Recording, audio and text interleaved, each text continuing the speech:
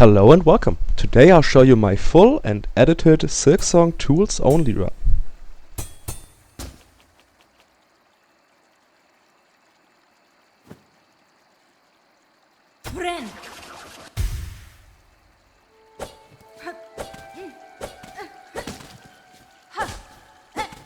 Well, that's it guys. Thank you for watching and see you next time. Okay, let's get real and talk about the rules of this run. Once an enemy has been hit by my needle, it is not allowed to die. Exceptions to this are Moss Mother, as it's the only boss we have to fight without having any tools, and two particular arenas which we will go over once we reach them.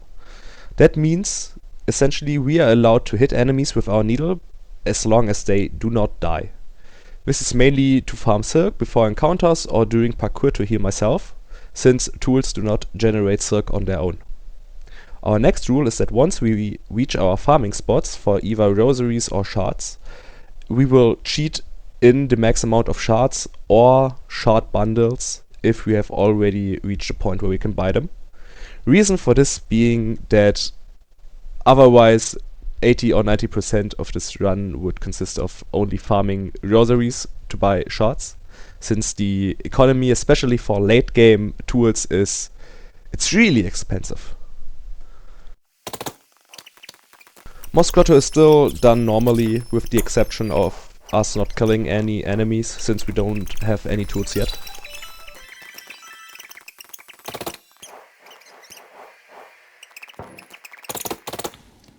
Now, this is where the run would normally end, because we don't have any way to beat Moss Mother without killing her with the needle, and as far as I'm aware, there aren't any skips yet.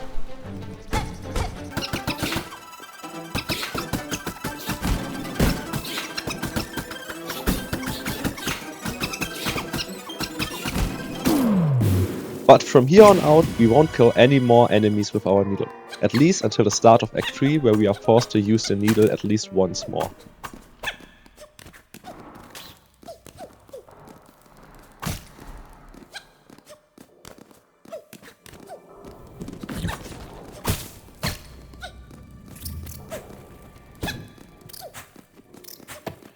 We can skip the first bone marrow arena by pogoing off of this beastfly right here. We have to lure it upwards and then we can pogo to reach chakra without killing any enemies with our needle. And from here we reach our first farming spot that does not require a needle or the use of any tools.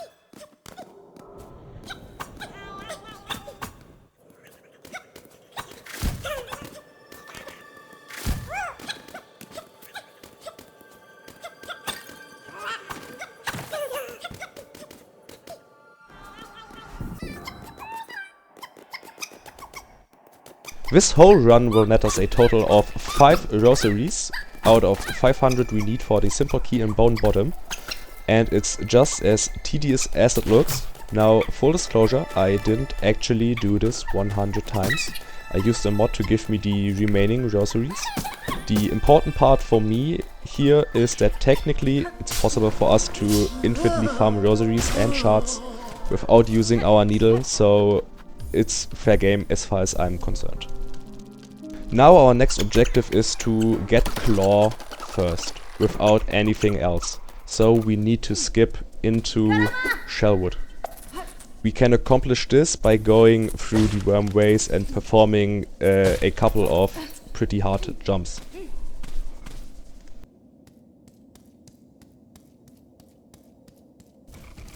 Now we go past the Craggler, whose name for some reason always reminds me of the Grapist. That's how he grapes people! That's what he does! No! He's the grapist!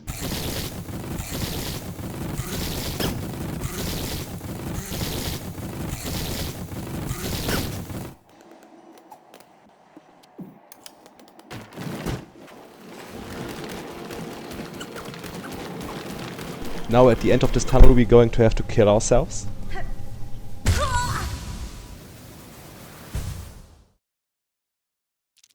And then we are going to walk back.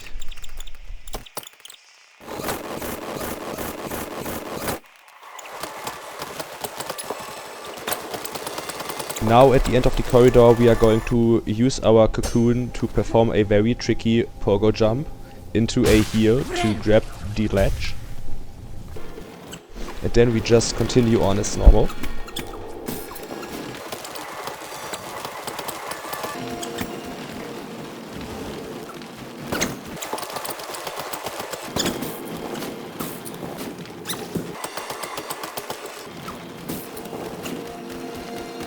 Now we need to perform another tricky jump into a heel, which isn't entirely necessary but makes it way easier, and then land in the spikes so we get a hazard respawn at the cliff. Now we go back down and use the worms to farm silk while watching out to not leave the platform, so we keep our hazard respawn on top of the ledge. From there we perform another tight jump into a heel.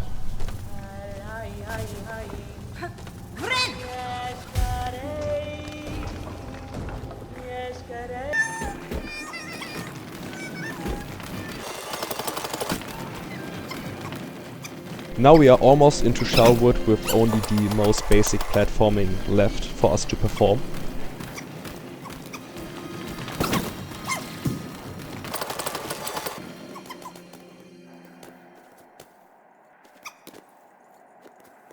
All that is left for us is one pogo. It's basically impossible to screw up.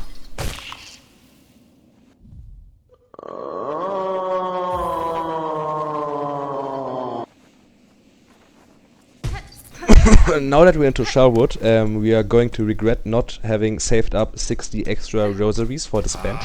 To get the remaining rosaries we are going to use this enemy that, as far as I know, drops infinite rosaries as long as you don't kill him. You just have to be careful not to die since we don't have a bench yet.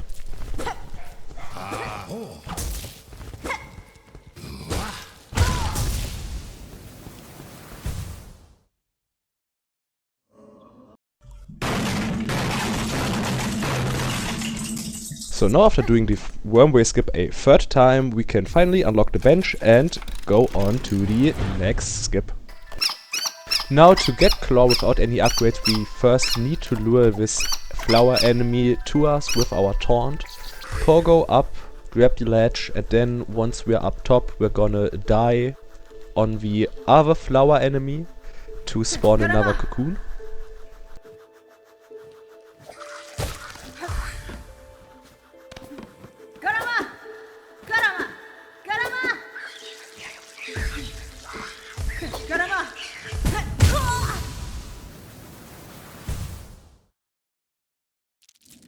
So now after coming back we can use the cocoon to gain more height and then continue on normally.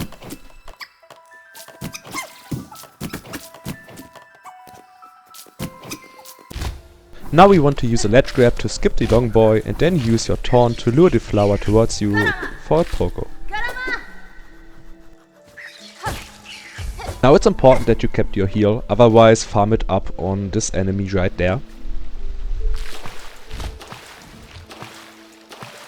Because we cannot return after this flower pogo, the ledge is just too high up.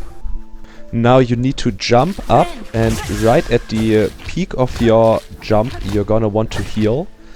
If you do it correctly, the enemy will extend his neck, hit you, and after the hit animation you can pogo off of his head and land on the ledge.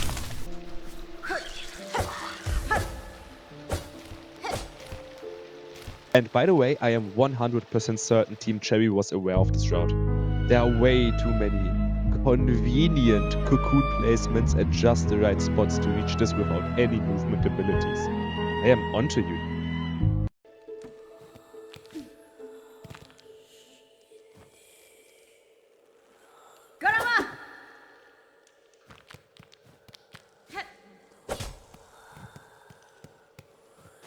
And just like that we got Claw without any other upgrades and basically without completing anything even in Bone Marrow.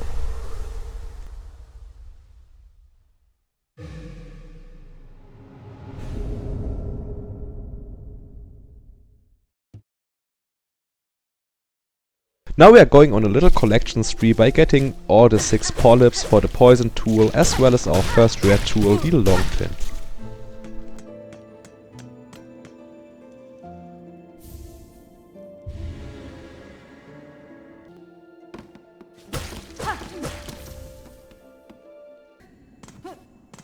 We make a quick detour and go get the straight pin as well as a memory locket to unlock our second red 2 slot. We got down here by using the secret tunnel in the Bellway from Bellheart.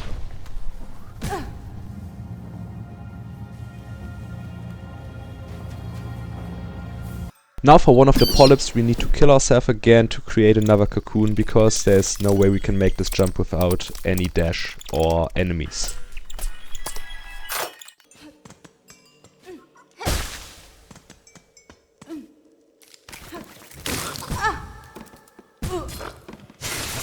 Now this jump between the spikes is also a little tricky, but it helps to either give yourself invincibility by damaging yourself on the nut enemy that spawns there, or if you killed it, you also get invincibility by just jumping into the spikes and then being fast. Now for these polyps we watch out to not kill any of the purple flies.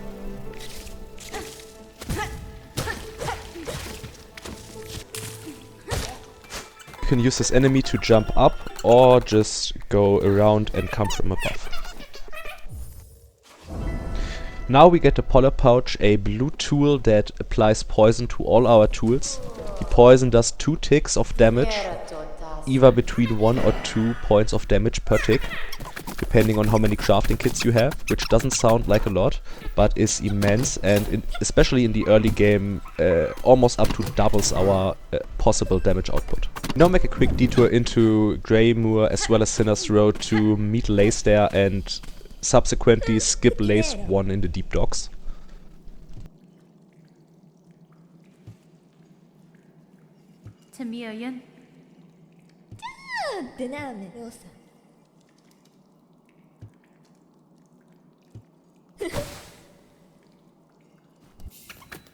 Now that we almost have all our necessary offensive tools for Act 1, we can go back to the Deep Docks and to the Ant Arena to go and get Dash. This arena is pretty tight on our available ammunition, so we have to try and get as many multi-hits using the long pin as possible, but it's not as tight yet, so we can afford some misses.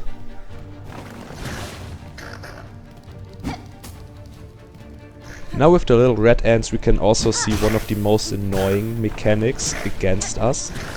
That is, whenever a enemy teleports or burrows or whatever, they cure themselves of any poison they still have.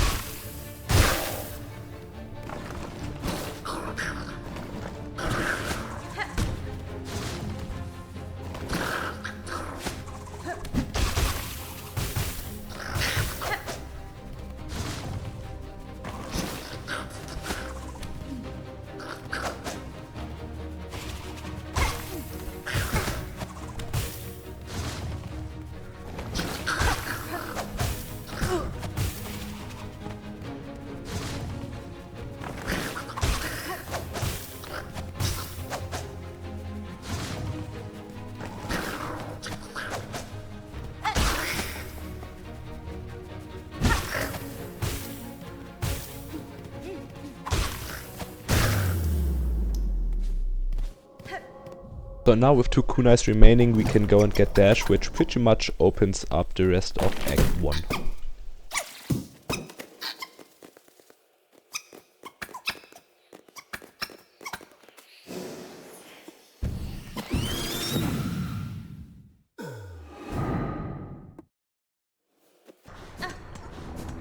Here we can see that Lace is gone because we already met her in Sinner's Road, and then we can go ahead and accept the Spine quest to get our floating dress.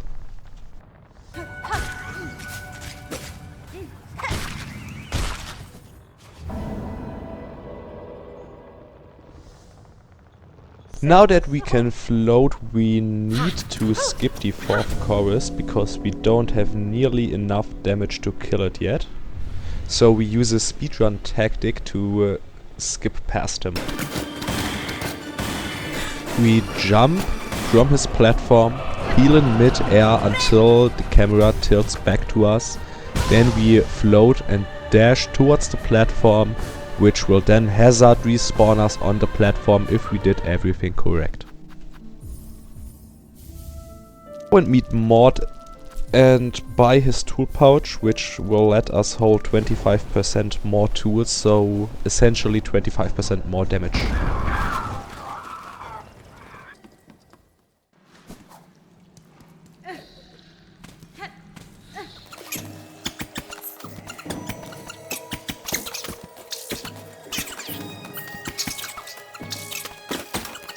We go back into Sinner's Road, perform some parkour to meet these 2 NPCs, accept their quest, and farm some roaches to get one of our best DPS options, the Tacks.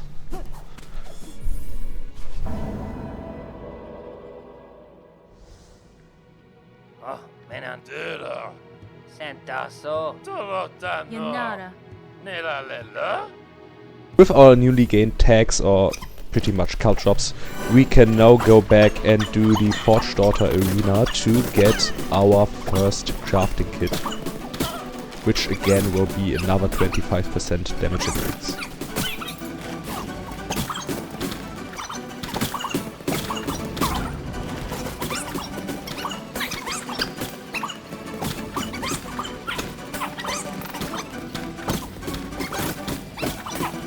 Daughter is a good opportunity to explain how we are going to farm money, because unlike for shards, everything else that has to be bought I will farm rosaries for.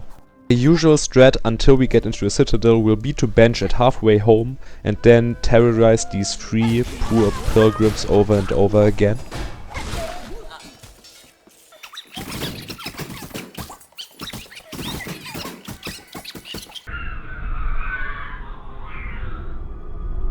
Dude, this has to be a dream. This has to be some kind of nightmare. I can't hear anything. I think they're gone.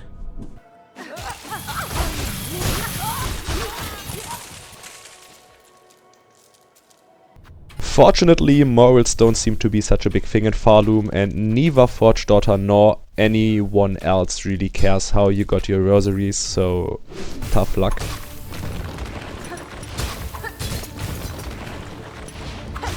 Now with the Tacks added to our arsenal, we can continue into the Hunter's March to get one of our best tools yet, the Curved Claw.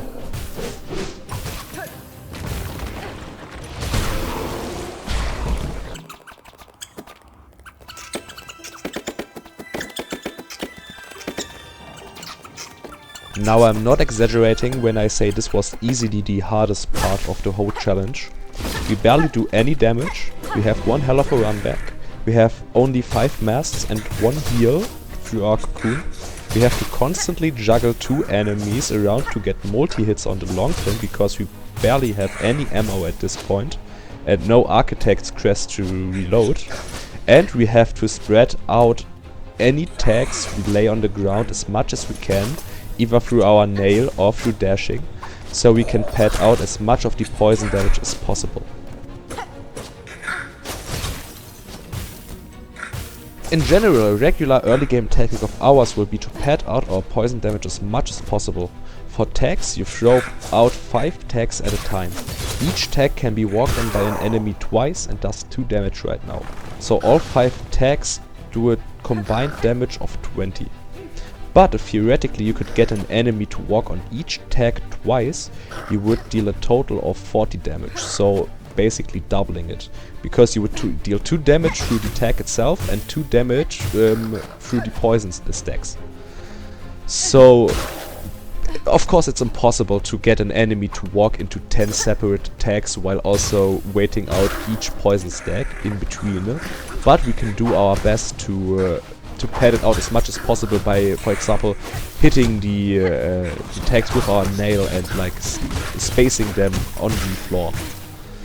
So this will also generally mean through poison that the more ammo a weapon has, the more damage we are capable of doing.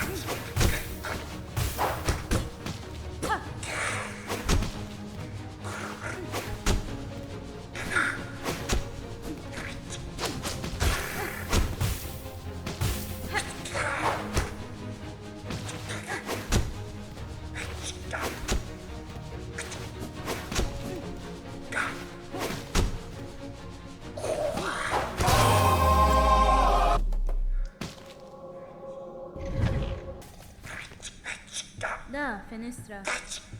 Ritornare.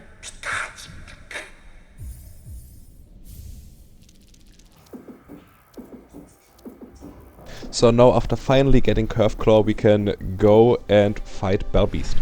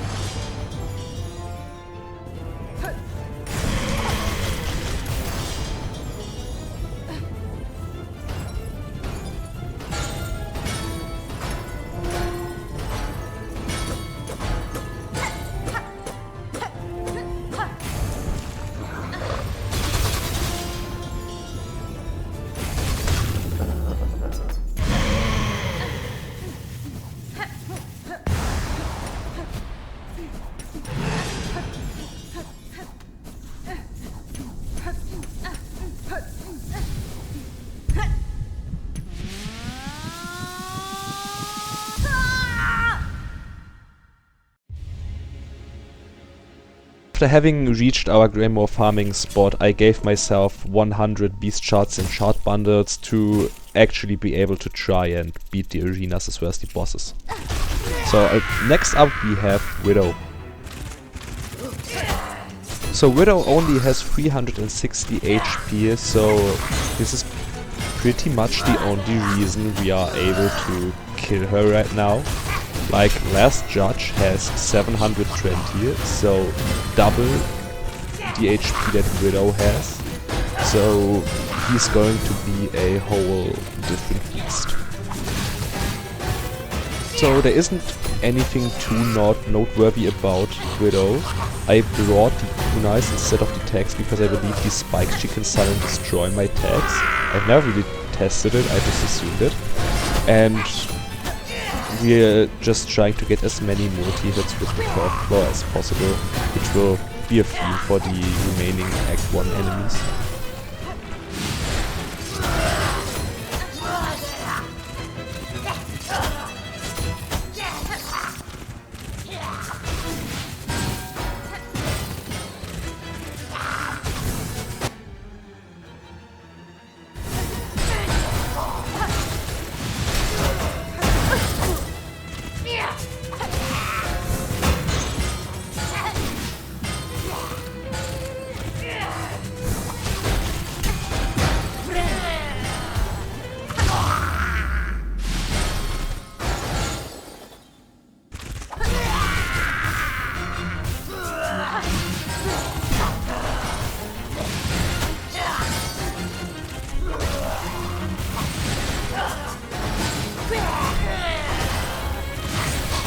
I believe it never happened during this fight, but the Curvesickle can redirect the belts from Widow. So since it flies in the same direction as a boomerang would, sometimes it can just reel in the belts into your face.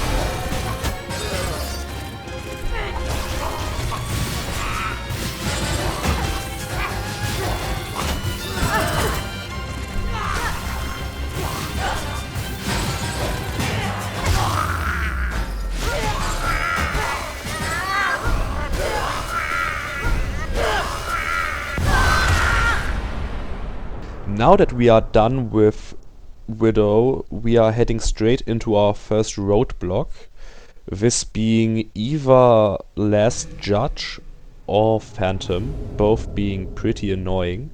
But Phantom especially is borderline impossible because she has some nifty anti-tool mechanics that I will show you once we reach her.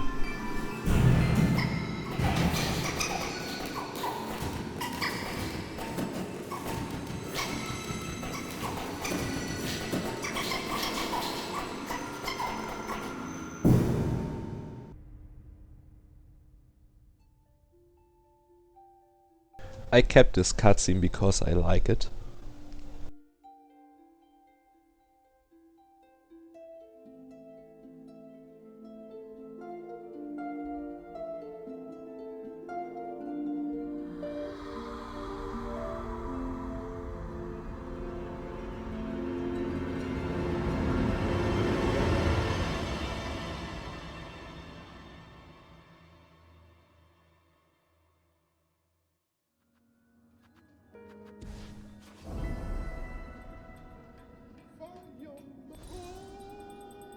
We now do the Cogwork Crest in halfway home to get another crafting kit.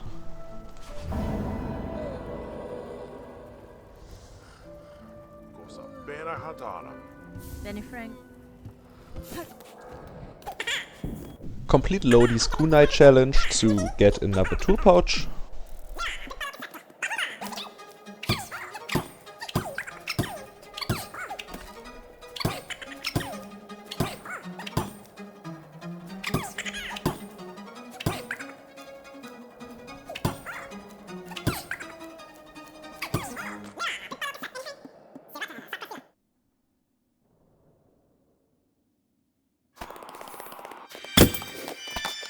Now we can head into the mist and towards Phantom. Spoiler alert, we will fail miserably.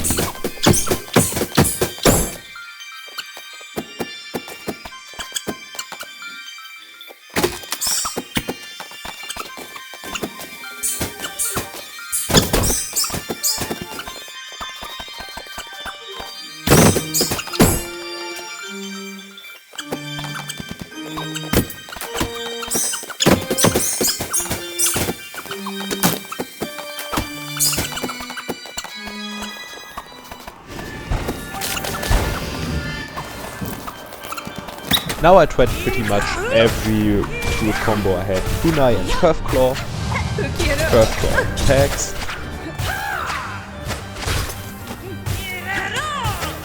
Kunai and Tacks, but it always ended the same and me out of ammo. I even tried spike traps as well as caltrops. But she has too many anti-tool mechanics. Her parry can clear poison, her down slam can destroy my Tacks. Once phase 3 starts, she just constantly teleports around, deleting every stack of poison you apply to her. Tried a change of scenery and gave Last Judge a try. He may have 100 health points more than Phantom, 720 versus 620, but his whole fight just works way better with our tools. Phantom is way too small and fast, pretty much making it impossible for us to hit her multiple times with the Curve Claw, where pretty much most of our damage comes from. But I had yet to realize how much of a better fight Last Judge is for our toolset than Phantom. But I still couldn't manage to kill Last Judge, so I went on a little desperation move and tried to finish the bugs of Pharloom Crest by killing 100 different enemies. From the quest we would get another tool pouch.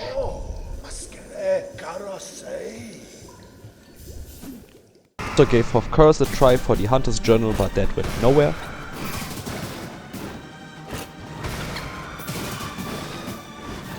Another for of course Skip to get past him and kill some of the enemies for the journal.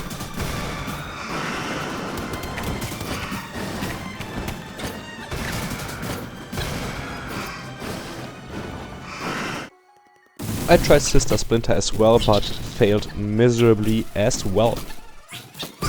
The nail in the coffin for her was that poison for some reason, she's a fucking tree, doesn't work on her.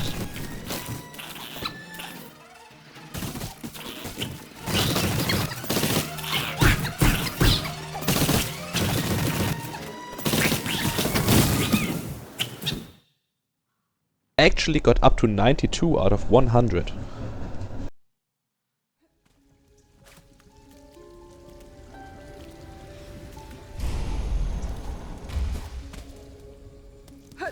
Right here I pick up the saving grace of the run without even realizing it. Mario.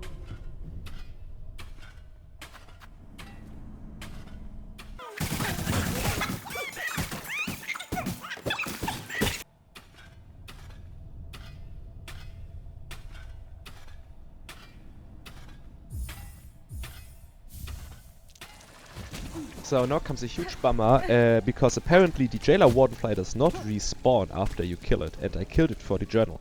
So now there's no way for us to get to the slab or Mount Fae, which I kinda intended to use for the remaining 8 enemies.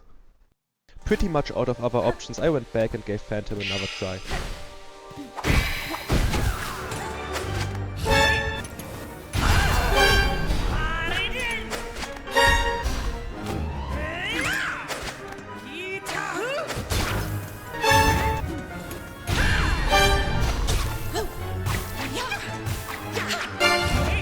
Now at this point I think I came up with a pretty good idea.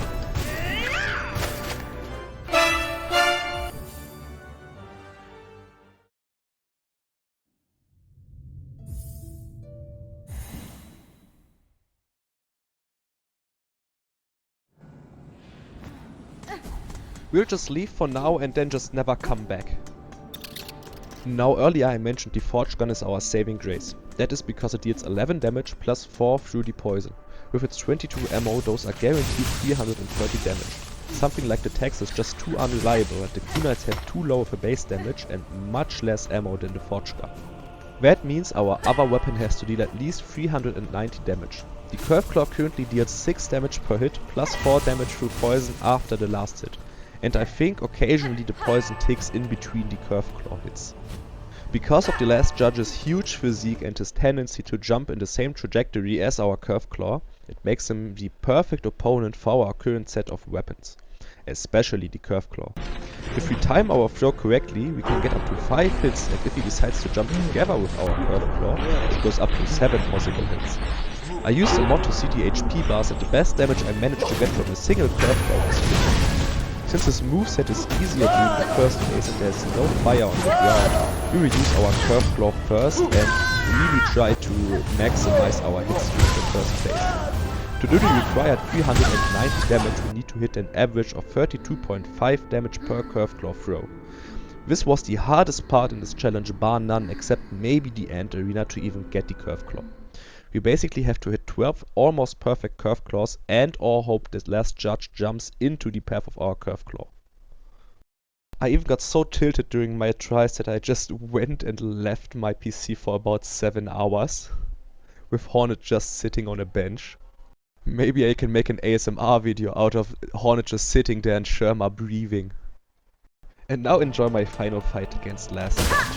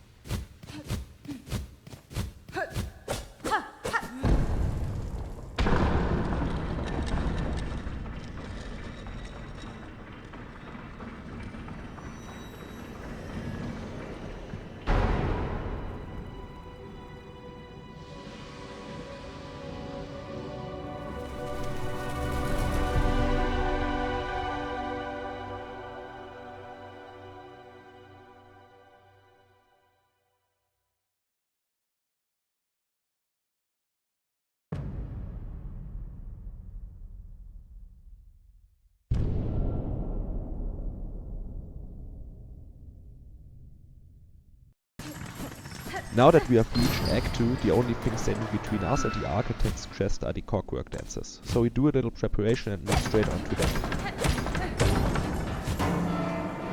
Before we can move on to the Cogwork Dancers, we have to get through the Underworks, meet Lace, collect our reward for the bugs of Pharloom Crest, and unlock Songplay.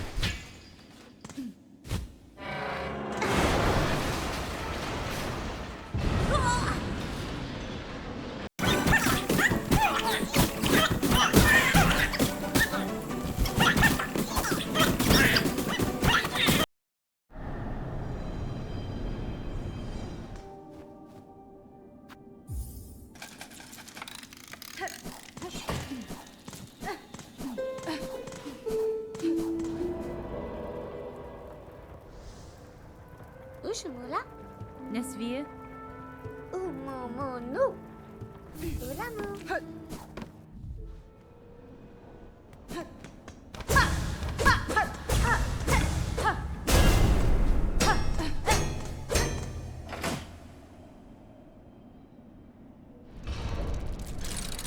Cogwork Dancers are a nice but honestly pretty boring fight, although our ammo does get really close.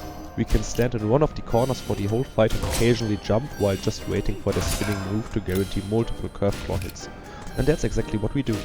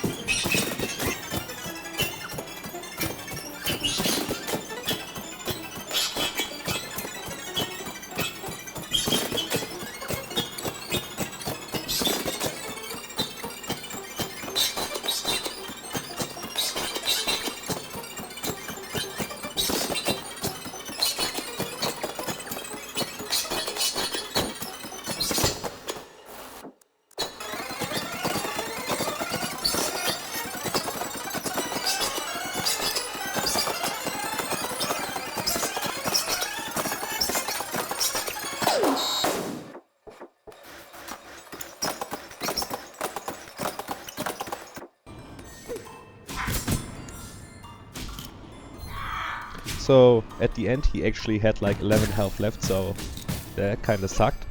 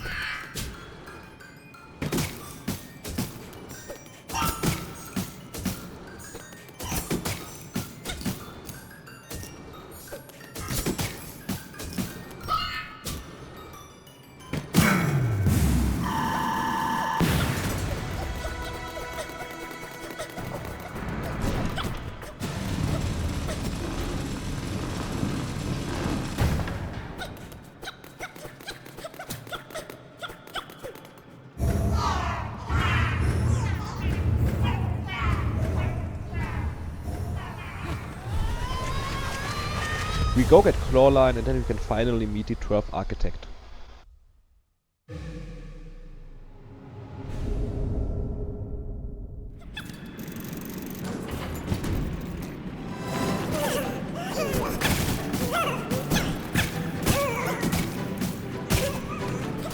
I used Clawline on an enemy and pretty much invalidate the whole challenge here.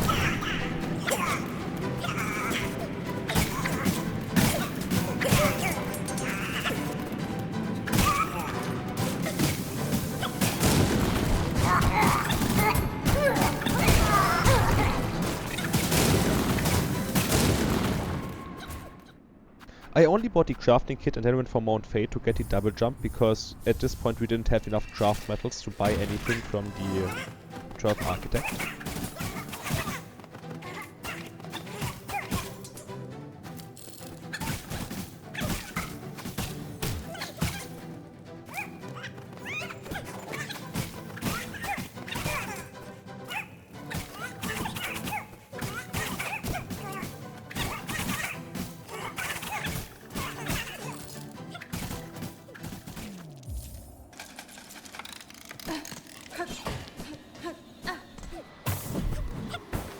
There isn't really anything to show on Mount Fay, as there is neither a boss to fight nor any enemies, except those for the Clawline.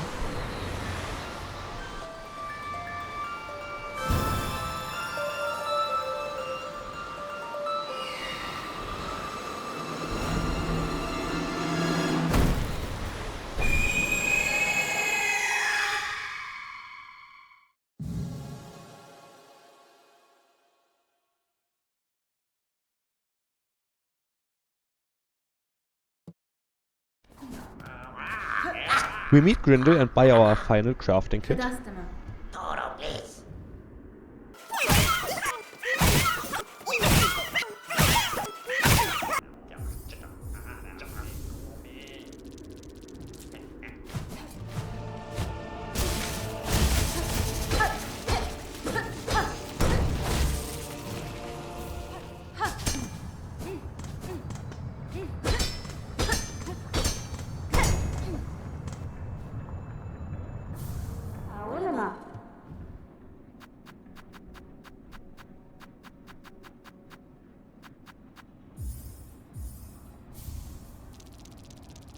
Now I didn't even know this requirement existed, but apparently the Architect Crest had a minimum amount of tools required to unlock it.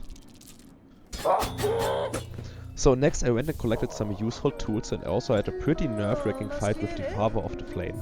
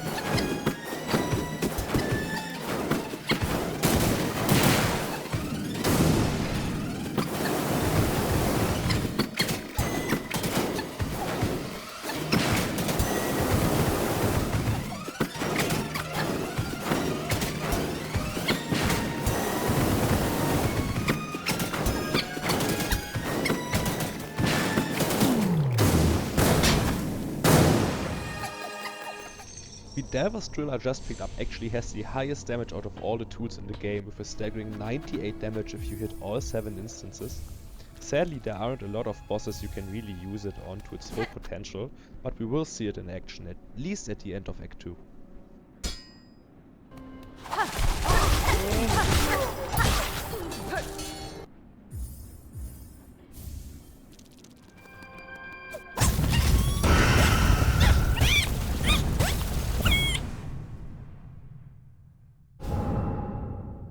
So now the hard part is officially over. Once we have the cogflies, we have most of the best tools, and thanks to our cocoon we have one full reload per fight.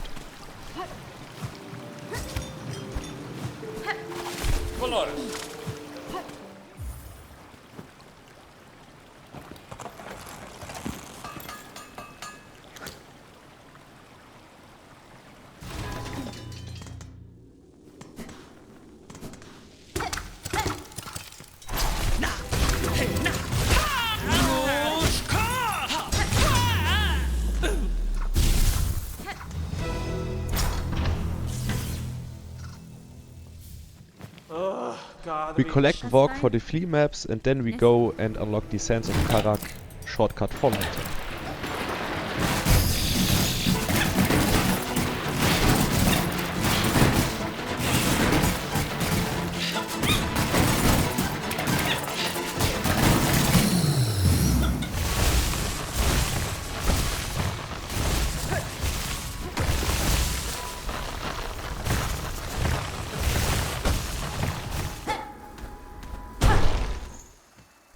We go get Beastfly and then from there on we go and collect more of the fleas to get our last full pouch.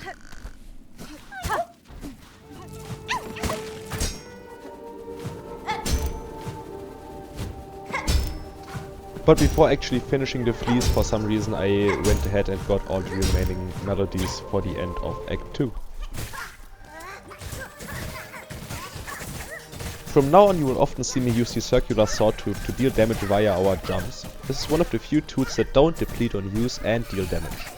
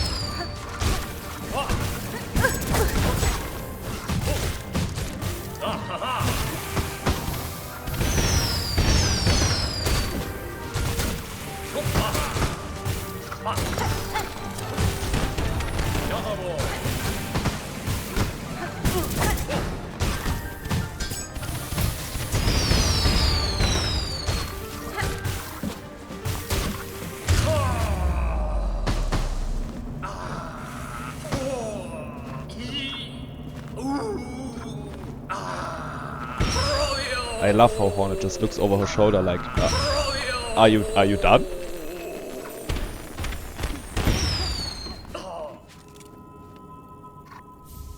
Yanara. Yanara.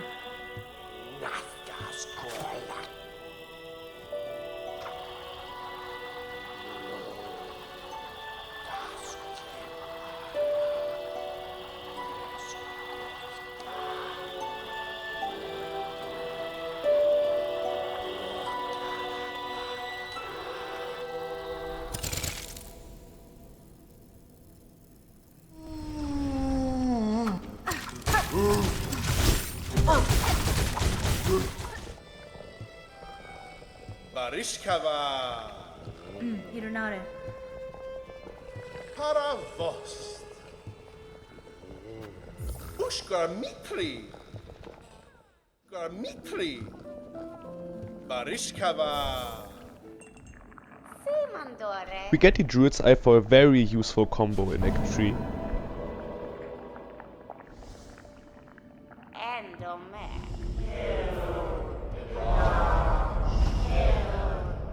And now it's already time to fight Lace and Grandmother Sook.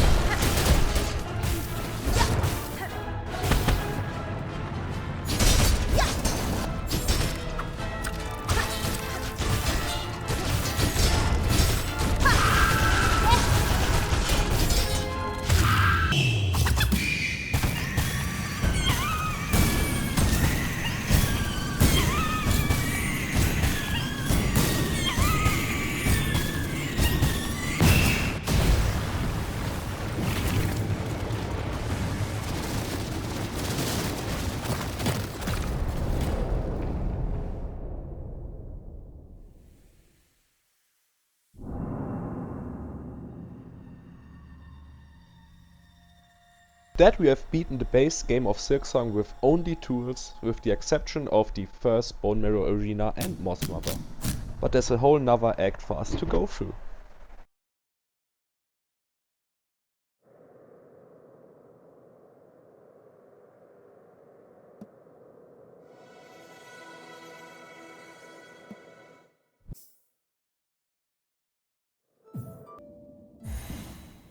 So now we get to do every wish on every wish board. Yay! One eternity later.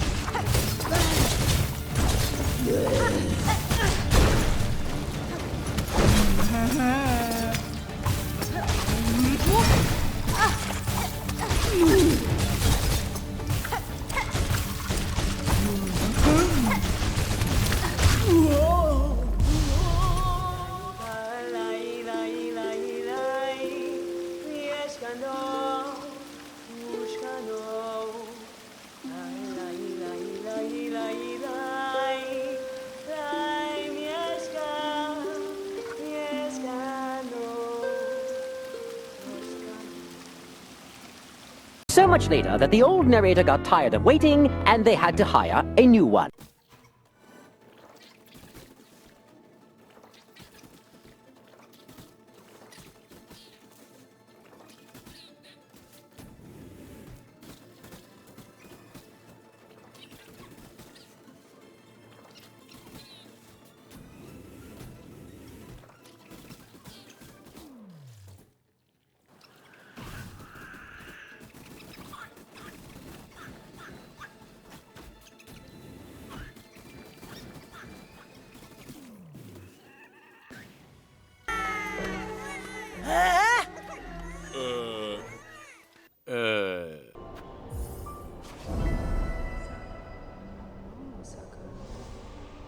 Mi offende? Manel.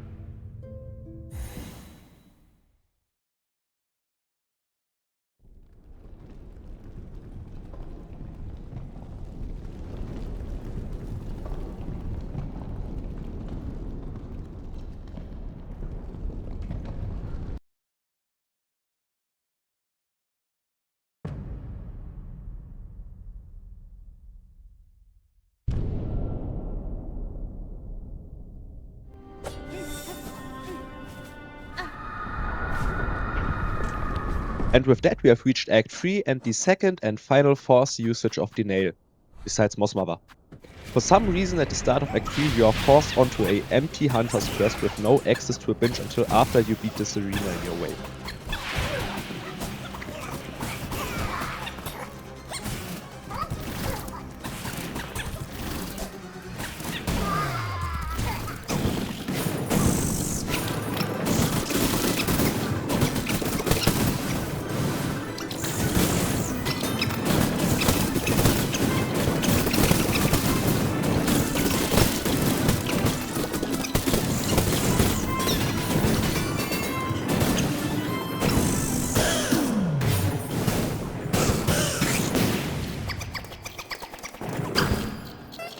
Mi offende?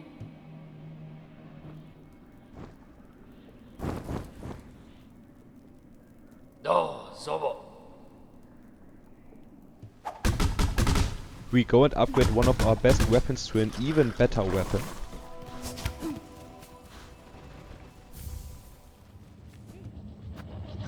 And go and get infinite Plasmium.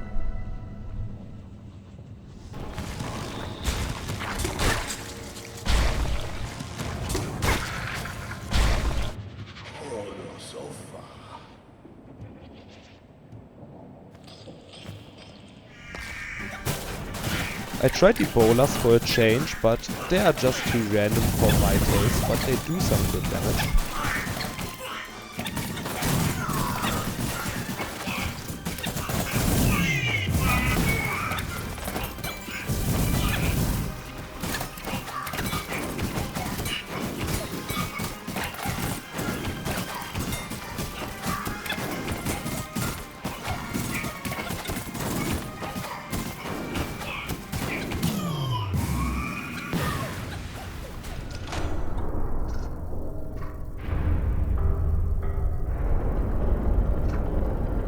We take a quick trip into the abyss, but leave as soon as we entered.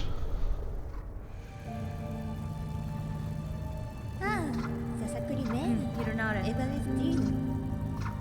Yonara.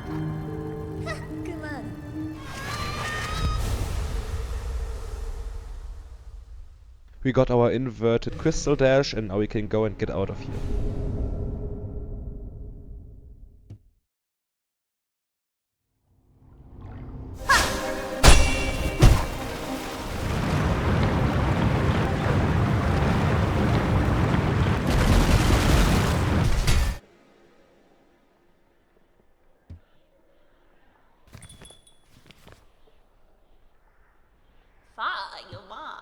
Sagrado. Now basically all that's left is the boss rush. We start with my favorite and the best boss in all of Silksong, Skarrsinger Karmelita.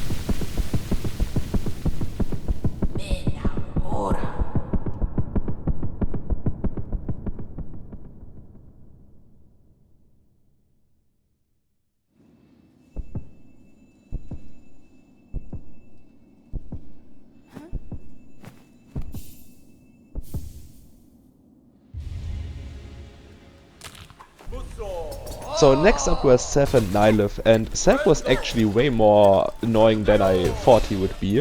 Like, I thought we would just pass by him, but I actually needed to think some during the fight, which didn't happen a lot during Act 3.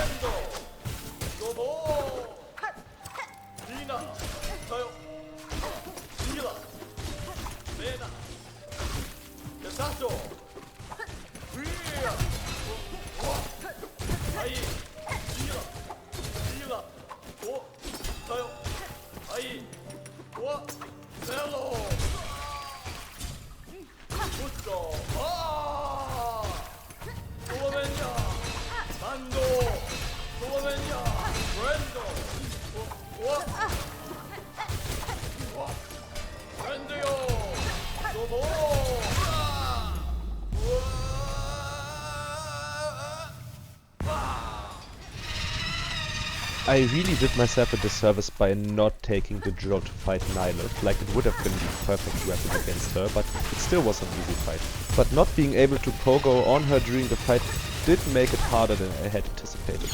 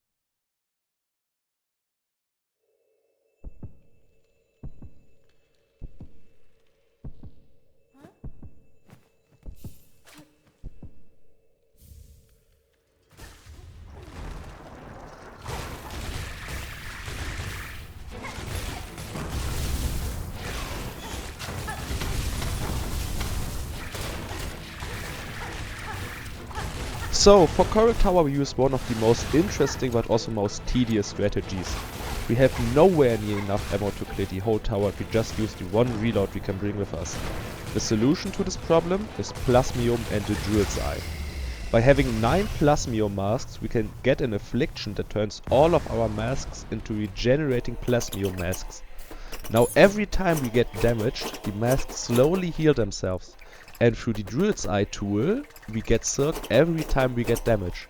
So thus solving our ammo problems. I actually did this all on my first try, so enjoy watching.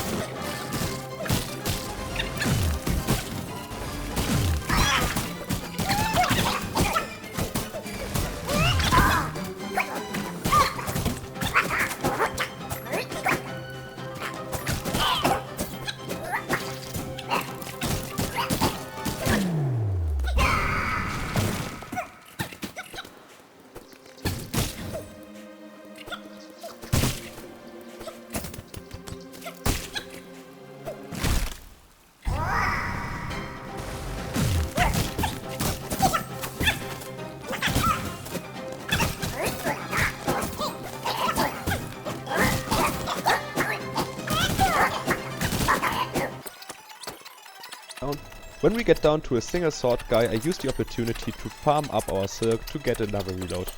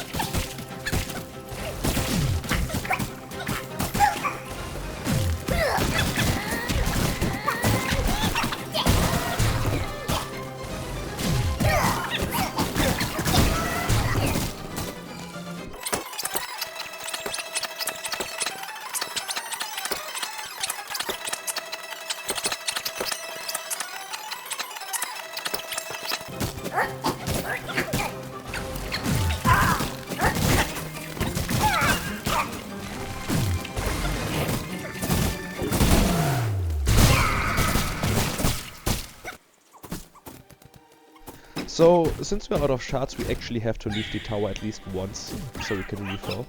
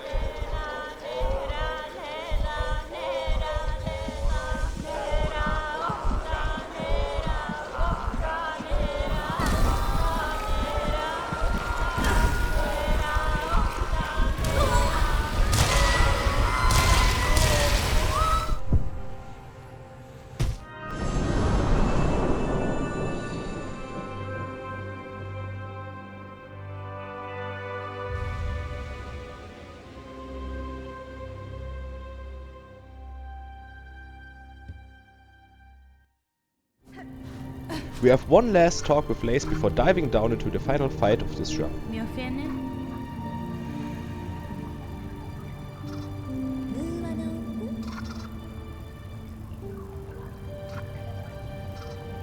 Fadastana.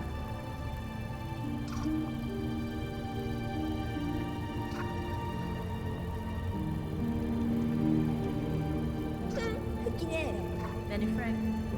Buenera.